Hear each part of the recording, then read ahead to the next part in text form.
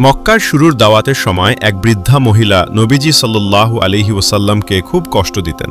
যখনই তিনি রাস্তা দিয়ে যেতেন, ওই মহিলা তার ওপর ময়লা বা আবর্জনা নিক্ষেপ করতেন।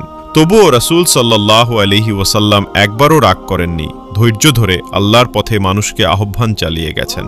দিন চলতে থাকলে হঠাৎ একদিন নবীজি সাল্লাল্লাহু আলাইহি ওয়াসাল্লাম দেখতে পেলেন আগের মতো তার ওপর কোনো ময়লা ফেলা হচ্ছে না। তিনি ভাবলেন, নিশ্চয়ই মহিলার কোনো সমস্যা হয়েছে। অতএব নবীজি সাল্লাল্লাহু আলাইহি ওয়াসাল্লাম খবর নিতে সরাসরি বৃদ্ধার ঘরে গেলেন। তিনি সালাম দিয়ে বললেন, মা, আজ আপনাকে দেখতে পেলাম না, তাই আপনার খোঁজ নিতে এলাম।